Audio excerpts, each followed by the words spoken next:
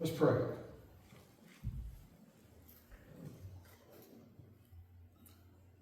Father, the words we just sang is the prayer of our heart. To hear your word, Father, to hear your voice leading us and informing us and encouraging us. Because we're surrounded by conflicting voices. Voices that are always asking for our attention and our allegiance. But we only wish to hear one. Because it's the only voice of truth, the only voice of assurance, the only voice of promise that really means anything. And so we ask you this morning, Father, to give us attentiveness as we're here in this place. And help us to give you glory, for it's in Jesus' name we ask you. Amen.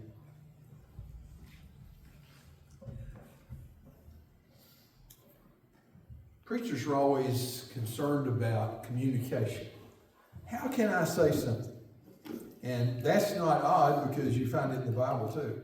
How can I communicate? How can I say things so that people will even be interested? Because there's so much information out there. So how do you shape that? Sometimes we do it with just information. How do we do that? We want to make sure that it's clear so that everyone understands exactly what we're trying to say.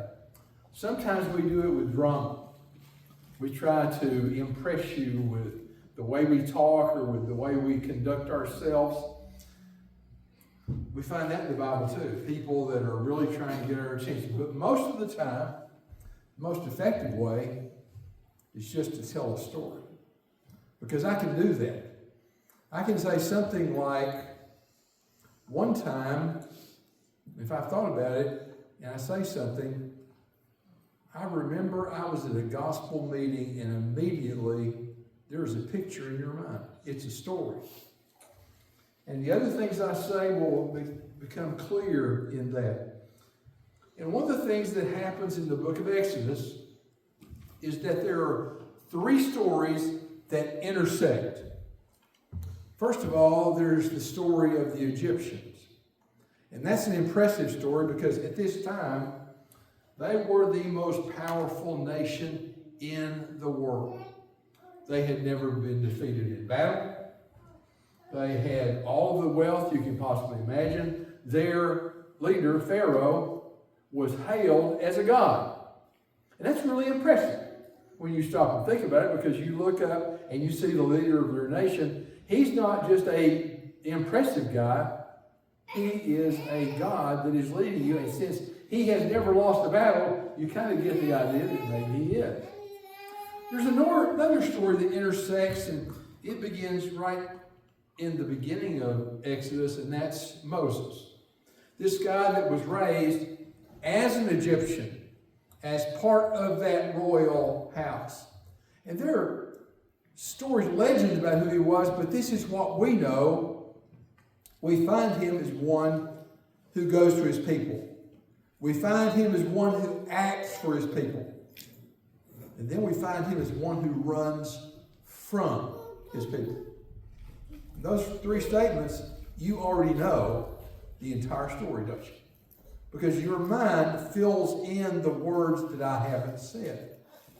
But then there's another part of that story, because as he is still running from who he is. Now, I know y'all have never run from who you are, but at times I have. I really don't want to be that person because I have ideas about what I want to do, and they really don't fit into this. And so he's walking through that, and he sees this burning bush out there, and he says, now, if he really were running, he would never have gone to the burning bush. But something got his attention, so he went up there. He listened to that story, and all of a sudden, the call of his life was placed before him again. And that's one of those things you can't walk away from. It's the story of who he knew he was supposed to be. He was being educated again about what the call on his life was. But there was a third story. And this one's difficult because there were some people in Egypt. And for half a millennium, they had been slaves. 450 years. And this is hard for us to realize, but they had no memory of ever being anybody at all but slaves. They had been in bondage. They had been beaten into subjugation. And if we believe some of the stuff the historians tell us, they outnumbered the Egyptians, probably 4 or 5 to 1. But they weren't hard to make work because they had accepted the role of being losers. Have you ever known somebody like that? They have never known the ability to be successful, and so it's not really hard to put them in a bad place because that's where they think they belong. They have given up on who they know they're supposed. I mean, if you were there with them, there were probably a few people. You say, how do you know that? How do you know there were a few people? Because of the stories. There were those among them who remembered the promises from Abraham, Isaac, and Jacob. They had a memory of Joseph and who he was. They probably, those annoying people that keep repeating stuff to you? I remember when. Sometimes it's really bad, but sometimes it's really important. When I was just a kid, there was a preacher or Sunday school teacher that said, you need to learn this. It was some passage out of the book of Revelation. And I said, but I don't really want to. But they made me learn it anyway. And for the rest of my miserable life, I was not able to forget that. John 3:16, for God so loved the world. Psalm 23, yea, though I walk through the valley, it's still there. It rockets around and bounces around your mind. It will not go away. Okay. All those stories about relatives that you remember, that you wish you could forget, but they're still there. They're a part of the background noise of your entire life. Those 3 stories intersect, and it's not by accident. It is the Lord God of the nation that brings those 3 stories together. For you see, Pharaoh thought he was in charge, and he was there. Moses went, and then the people were there. It's impossible for those 3 stories not to intersect. What's going to happen? Well, the real crux of this story begins in Exodus 10, 27 and 29. It says, in this paradise, he hardened Pharaoh's heart, and he was unwilling to let them go. Pharaoh said to him, leave me, make sure you never see my face again, for on the day you see my face, you will die. As you have said, Moses replied, I will never see your face again. Now, I need to tell you part of the story. Because at this time, 9 times, God had told Pharaoh, you need to let my people go. And 9 times, he had beaten Egypt to death.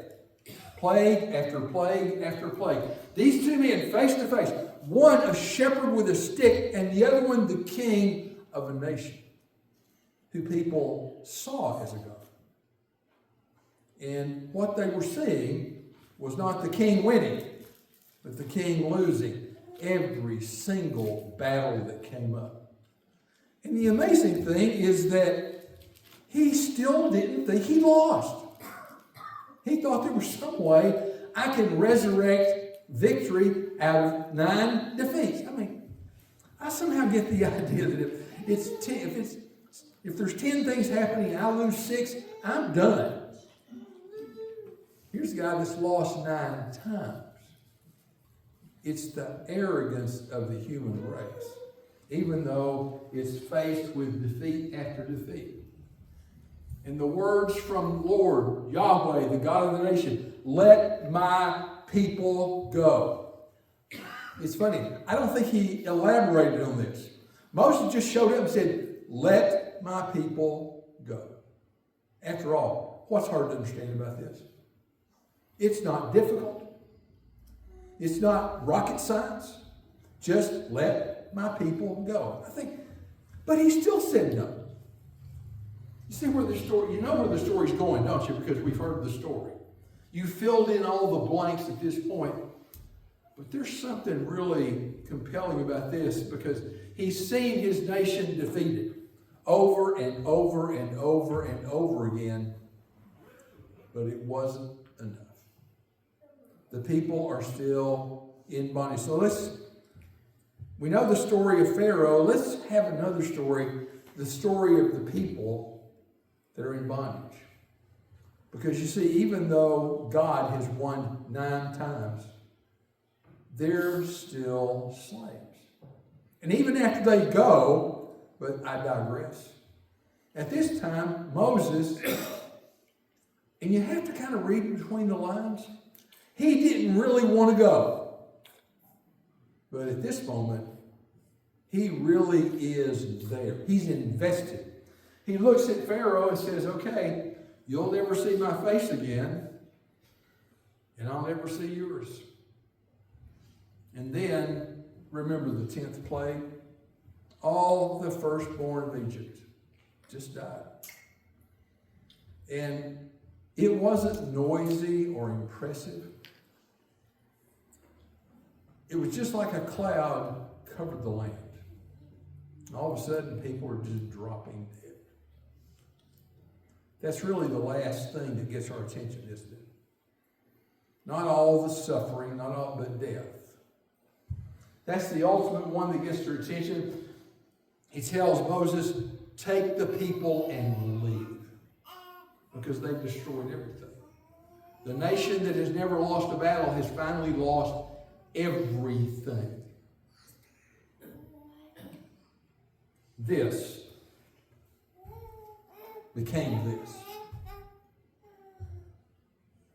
Not just a few bombed out buildings, but the entire thing just gone. Not paradise anymore, but literally hell on earth, because there's nothing there. And by the way, there's no slaves to fix it, because these are people that don't even know how to do that anymore. And so, and the amazing thing, and remember, these are real people.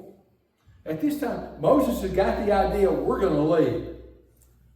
Remember the next of the story? The people come out of the land of Goshen. Moses said, we're going to go over here. And they said, oh no, we had leeks and onions back here. We kind of had a good life. You were slaves, for crying out loud. Remember, you don't forget something when that's the story of your life. There may have been a few people that repeated that story. You know, this God said something to Abraham. This God said something to Isaac. This God said something to Jacob. This God said something to Joseph. And there were a few annoying people that said, I know it was way back there, but it's still what's going to happen. To be able to look into all this and see it. Able to see something more than really what's there. What were the people going to learn about this God of the covenant, who called them? Maybe one thing they learned in all of this, and as they go through the land, because the story is not over, it does not end when they're liberated. It does not end at the Red Sea. It doesn't end in the wilderness. The story goes on for about 39 chapters. Because they're having to learn some stuff. They're having to be educated. The only thing harder than being educated is being re-educated. There's a whole lot of stuff you have to unlearn, because they had learned fear and slavery. Now they have to learn victory. They have to learn an entirely different kind of life. And when we talk to people in the world, sometimes even ourselves, we have to unlearn some things. We have to unlearn wickedness and learn holiness. Well, how does God tell us? Is there a process that we go through that takes us from one point to the other? I'm glad you asked that question, because there is. What's the first thing that they're learning about this God, not only in Egypt, but as they go? Well, the first thing they learn about it is he's just. Justice resides in this God. If you do something wrong, there will be a consequence. And there are some rules that we're called to follow. There are things that are right all the time. And when we live in a world where nothing seems right at all, and when wrong is done day after day, and there is no consequence, we remember that this God dispenses justice. And he's fair about it. The same rules apply to everybody you know. And it may look like they're getting away with stuff. After all, they got away in Egypt with oppressing people for 450 years. But the consequence arrived. And they could look back and see that. They could see what happened to Egypt. And they could see that they had been liberated, not because they deserved it, but because God wanted them to be free. But that's not all. There's some other stuff. They found out he was powerful. One of those plagues, God said, okay, I'm going to oppress Egypt completely, but there's this one little place I'm going to exempt. You get the idea sometimes that maybe this God has something on us. Because the rest of the land was devastated, but this one place, that's power. This God that comes and announces these plagues, and they come, who announces his victory, and he's victorious, who calls his people out, and they go out, who says, you need to walk through the Red Sea because these guys are coming to kill you, because they said that. We're going to die here in this place. And Moses said, no, you're not. He says, watch God fight for you. Remember that pillar of fire that came down? And the Egyptians said, I ain't going there. People walked through the sea. The Egyptians followed them. And one part of that text says, they looked upon the Egyptians dead on the seashore. That was the word of power. And by the way, it was just a word, because that's how God did things. When he wanted to create a world, he just spoke, and it happened. He wanted a plague on Egypt. He spoke, and it happened. This power, but not just raw power, but power that is directed, that is just, that comes to those who need it and gives them what they need. And who comes to those who have rejected it and reminds them, you're not going to do just what you want to do. There's something else, somebody else that's involved in this just word, this powerful word, and then this warrior that comes. For a moment, we're just people. I went to a football game one time, and I had a dog in the fight because there was a team I wanted to win. And as I was watching that go on, they were actually winning. And I was thrilled about it the whole time. And when it was over and they went, we were all jumping up and down. We saw warriors. Well, guess what the Israelites saw? They saw a warrior. And by the way, it was not Moses. Because Moses always understood he was just the messenger. It was the acts of God that ran over that land, and they knew at that moment, maybe not at that moment, but maybe at the Red Sea when they saw the Egyptians coming, and they saw that pillar come down and knew that the Egyptians were defeated. They walked across the Red Sea and they stood there as they watched the sea close in over us. This was God fighting for them. And we are just like them. We need a God who is fighting for us. Because he comes to us not only in our defeat, but in our fear. And he says, I've got this. I wonder what it was like to be with the disciples and walk around with Jesus. And no matter what was happening, no matter who arrayed themselves against them, Jesus always came out. And then even after his death, there was his resurrection. And that victory followed them because they finally got the idea that there's someone going to war in front of us. If you want to read a book that's about victory, read the book of Revelation, because that begins with the statement that God's win, and it ends with this reality that God has won. He's the warrior that goes before us. And then there's the idea of providence. And that means that God brings us things we need. Because you remember the story, don't you? 40 years they wander in the desert. And you can still get pictures of Sinai. It's really bare. There is nothing there but rocks and sand and mountains. They didn't have water for 40 years in a desert. They had water. For 40 years in a desert, they had manna that they did not grow. They just went out and picked it up. It was better than McDonald's. Even though it might have been a walk-in, it was there and there was no price. And when they were tired of that, you say, how could they get tired of that? Well, they did. It was quail. And all they had to do was put up nets to catch it. Not a single day went by that they did not have enough stuff. They had sandals they wore that never wore out, clothes they put on that never wore. How is that possible? Because this God provides. And not just there, but everywhere. That's a promise that comes to us too. What are the things we really need? What are the things that really make our life possible? Because God said, I'll give you those. They will be there. They had to learn. Well, didn't they just get it? Didn't they just, did you learn everything in school the first time? I hated math. I hated addition, subtraction, all of that stuff. And my second grade teacher, Mrs. Griffin, did not care. Because we had these books full of addition and subtraction problems, and you had to get everyone right or you started over. So I learned it because of pain. We learn stuff. And then we relearn, because we forget, we relearn stuff.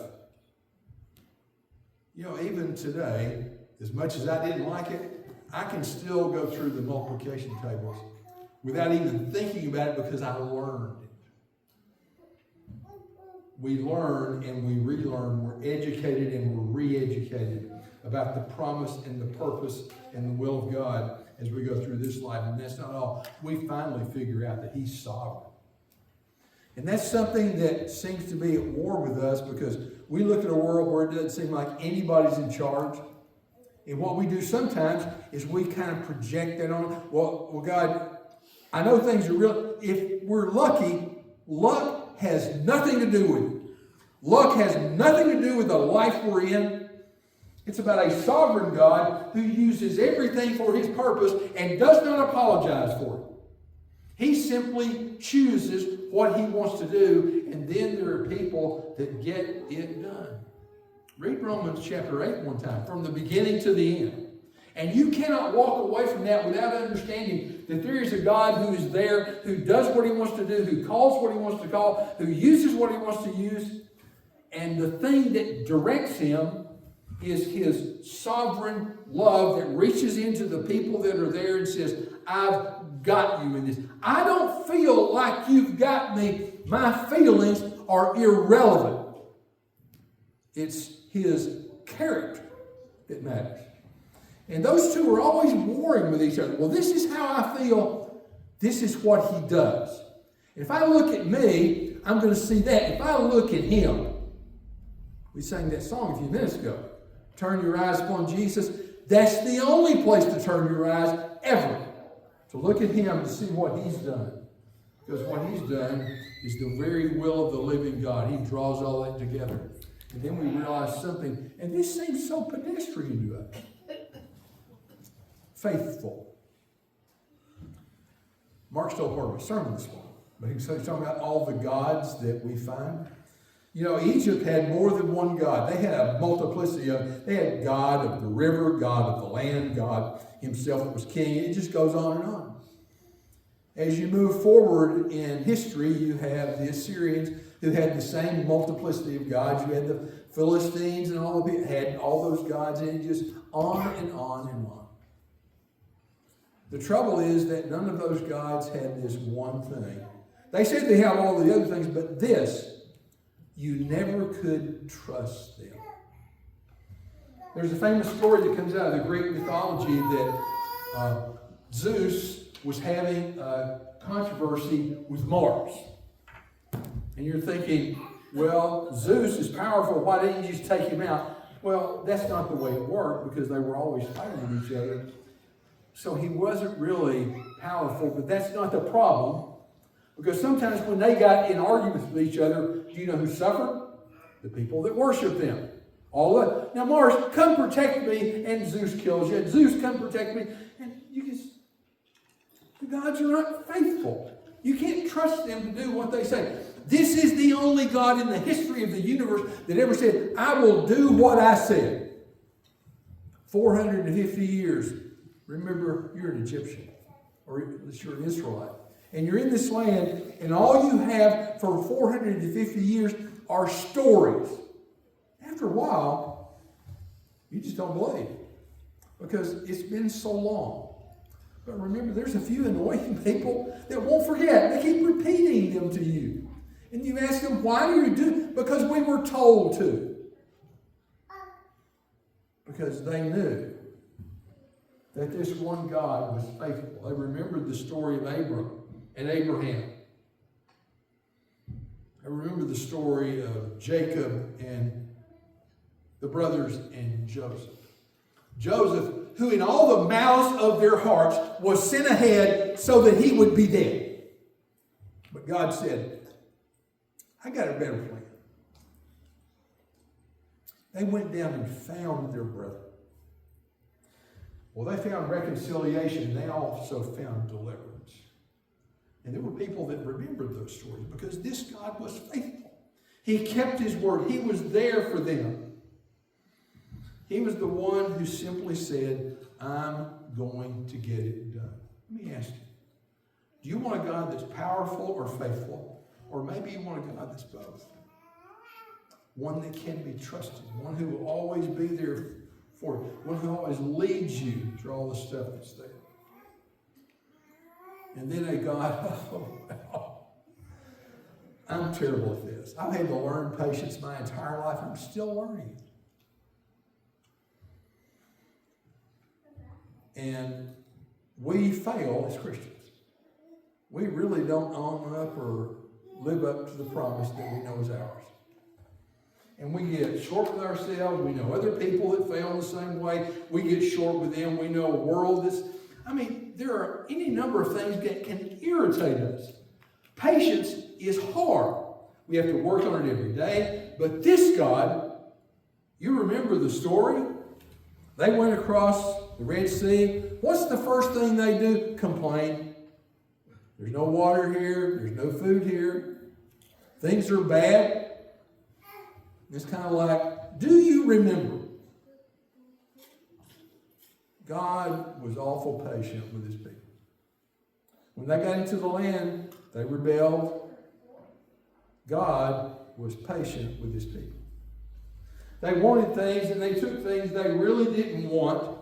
And yes, God brought wrath, but even his wrath was patience. I need your attention. Would you please stop for a little while and remember what I said? Remember what I've done. The whole Bible is a book of education and re-education because we forget. It just sort of goes out the window. It's not there. So he's really patient with us. He speaks through people like Moses. He speaks through prophets. He speaks to us through his word. He just keeps it out there. And in that way, he's annoying because he won't let us alone. I need you to remember what's there. Those words I really didn't want to remember. The Lord is your shepherd, you shall not want. Those are not just words. They're promises from the God of the covenant. So what do? Well, what Moses tried to get the people to do was, you need to fix your eyes on where we're going. You don't need to look at where you've been because you know what is there. Do you want that again? Absolutely, we're going to go. And so they're looking, where's this land, Moses? Keep looking. I've learned something really simple in life, that if I walk forward while looking backwards, I'm in trouble, because I will trip and walk into trouble. Maybe I should just look forward and go there. Maybe I should just look at what God is doing in front of me, because looking forward is the look of promise, not the look of regret. 2 phrases I learned. If only. You are looking resolutely at the past. If only I had done this, if only I had done that. No, the phrase is next time. I know what to do next time. I know what the rules are. I know the character of this God who's leading us. Next time.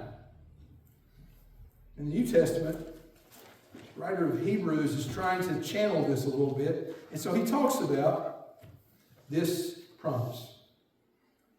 Therefore, since we have such a large kind of witnesses surrounding us, and by the way, what do witnesses do? They talk. And what do they talk about? They talk about what happened, so that we will remember. So since you're remembering,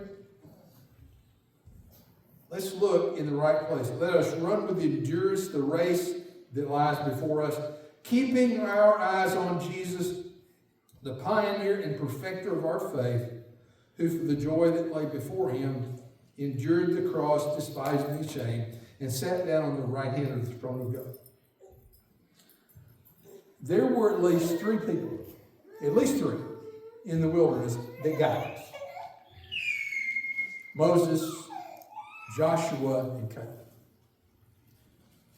They were the only 3 in that entire trip that resolutely kept their eyes forward. Remember Caleb and Joshua, don't you? They went into the land. They saw exactly the same thing as all the other guys did. The other guys came back and said, we're all going to die. They came back and they said, God is going to take them down. Why? Not because they were big and strong, but because God was big and strong. He's led us this far. He'll continue leading us.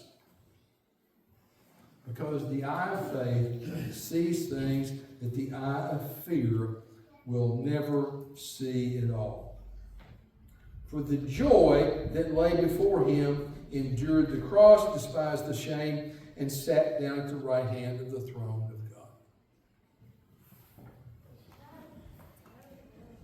All of that tells us these 2 things, that love wins, the love of God wins, and that God separates and liberates people. He takes us out and lets us do his will, and the best things he can ever give to us. There's a little piece of scripture in the book of Exodus, and I'm not going to read all of it to you because it's too long. It's Exodus chapter 15. And I love it because Exodus chapter 15 means that there were some people there that were better than their practice. Their faith was better than their practice. Because it goes something like this. Lord, who is like you among the gods? Who like you is glorious in holiness, revered with praises, performing wonders? You stretched out your right hand, and the earth swallowed them. With your faithful love, you will lead the people you have redeemed, and you will guide them to your dwelling with your strength. You know, they didn't always believe that. But then somebody would sing the song. And it would give them just enough strength to go. Because they knew that God had come to get them. And God had set them free. And since he had done that, he would take them on to victory. That's the story that comes to us now. That's buried in this passage we just looked at. He's going to keep his word. There are 2 things about God that we need to remember all the time. He's powerful to do what we need. And he is faithful to do what he said. The only question is whether we want to act, whether we want that God, and then we want to act on it. We will not always act perfectly, but we can always act faithfully. If you need to respond this morning, we ask you to do that as we stand and as we sing.